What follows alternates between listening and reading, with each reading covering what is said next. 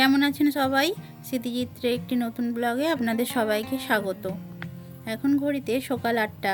আমি রান্নাঘরে চলে এসেছি আর রান্নাঘরে বানিয়ে নিচ্ছি একটু ঘুগনি।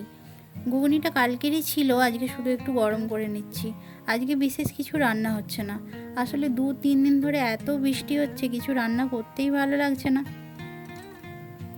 কালকে গেছে একাদশী, ওই জন্য আজকে দ্বাদশী, আর দ্বাদশীর দিন তো একটু শাক খেতে হয়। এমনি তো যদিও আমাদের বাড়িতে শাক রান্না প্রায়, তাও আজকে তো বাধ্যবাধকতা খেতেই হবে। সেই জন্য মা একটু পুরুল শাক এনে দিয়েছে, ওটা একটু রান্না করে নিচ্ছি। আর এদিকে দেখুন এত ঝড় বৃষ্টি হয়েছে, সেই ঝড় বৃষ্টির চোটে কিছু হোক না হোক পেঁপে গাছগুলো আমাদের না পড়ে গেছে, পুরো একেবারে গোড়া শুদ্ধ উপড়ে পড়ে গেছে। আর পড়বে নাই বা কেন, একটুও তো গোড়াতে মাটি ছিল না, ওই জন্য আরও বেশি পড়ে গেছে।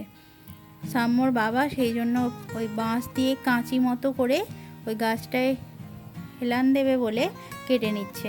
আর সাম্যকে বলছে যে একটু কাঠারিটা নিয়ে আয়। ও তো কেমনভাবে কাঠারিটা নিয়ে আসলো আপনারা তো দেখতেই পেলেন। আর এদিকে দেখুন, ছাতা নিয়ে তো আর সব কাজ করা যায় না, সেই জন্য ওর বাবা একটা মাথায় গামছা চাপা দিয়ে কাজ করছে, কিন্তু সে তো গামছা তো বারবার নেমেই যাচ্ছে, ওই জন্য গামছাটাকে ভালো করে ও বেঁধে নিল। কন্টিনিউ বৃষ্টি হলে কারোরই ভালো লাগে না। বৃষ্টি সবারই ভালো লাগে একটু আধটু, কিন্তু যদি ক্রমাগত বৃষ্টি হতে থাকে তাহলে একদমই ভালো লাগে না। পুরুল শাকটা কীভাবে রান্না করছি আমি বলে নিই, শুনুন। প্রথমেই শাকটাকে একটু ভাপিয়ে নিয়েছি, নিয়ে তারপর কড়াতে আলু আর আমি পেঁপে দিয়ে করছি, তাই পেঁপে সব বড়ি সব রকম দিয়ে একবারে একটু নেড়ে চেড়ে নিচ্ছি। নেওয়ার পর শাকটা দিয়ে দেবো, তারপর দেবো সর্ষে বাটা। আপনাদেরকে তো আগেই বলেছি আমাদের বাড়িতে ঝাল মশলা বেশি খাওয়া হয় না, তাই যতটুকু না দিলে একবারে নয় সেটাই দেয়া হচ্ছে। এতে দেয়া হচ্ছে একটু তেল, নুন আর সর্ষে বাটা। এই যে পেঁপে গাছটা দেখতে পাচ্ছেন না, এই গাছটাই কালকে পড়ে গেছিলো, একেবারে গড়া শুদ্ধ উপড়ে পড়ে গেছিলো। 3-4 জন মিলে এসে সোজাভাবে দাঁড় করিয়ে এদিক ওদিক বেঁধে দিয়ে দড়ি দিয়ে মোটামুটি ঠিকই ছিল। আজকে আবার দেখছি এটা পড়ে গেছে, সেই জন্য সাম্যর বাবা আবার ওই কাঁচি মতো করে বাঁশের হেলান দিয়ে দিয়েছে যাতে করে ওটা না পড়ে।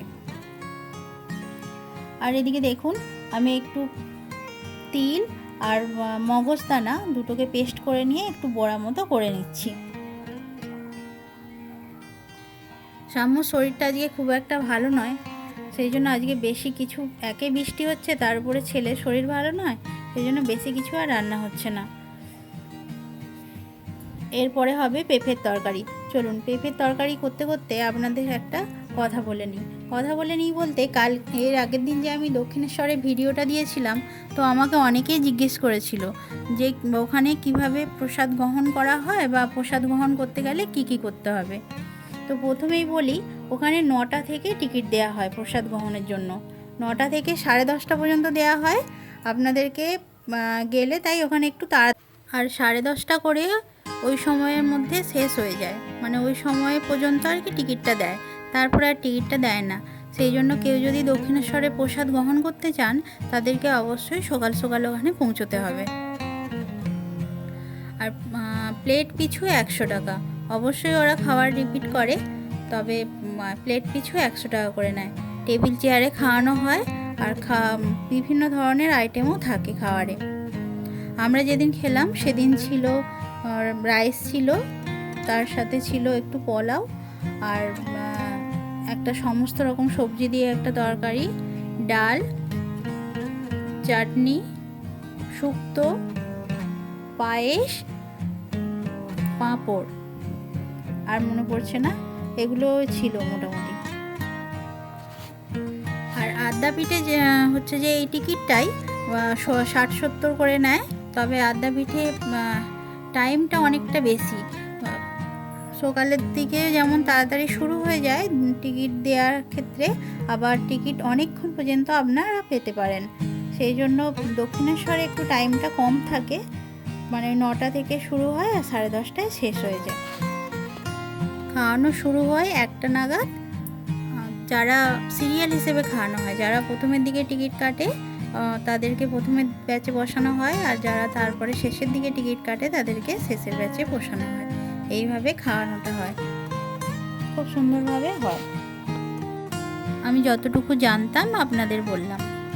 এদিকে দেখুন, আজকে না এত বৃষ্টি হচ্ছিল, আজকে থেকে না, এটা 2-3 দিন ধরে হচ্ছে। ওই জন্য কিছু কাজে মনই বসছে না। আবার সাম্যর তো গানের ক্লাস আছে, সেই জন্য আমি রেডি হয়ে নিয়েছি, নিয়ে ওকে নিয়ে যাচ্ছি গানের ক্লাসে। এবার এসে আপনাদের সাথে কথা হবে।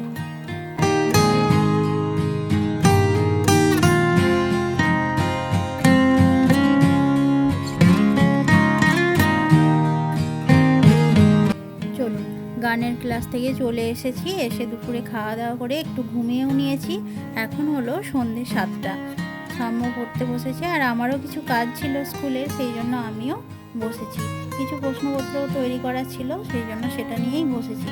আজকের ব্লগটা বেশি বড় করলাম না, আজকের ব্লগটা এখানেই শেষ করলাম। এরপর দেখা হবে আপনাদের সাথে পরের একটি ব্লগে। ততদিন আপনারা সবাই সুস্থ থাকবেন আর ভালো থাকবেন।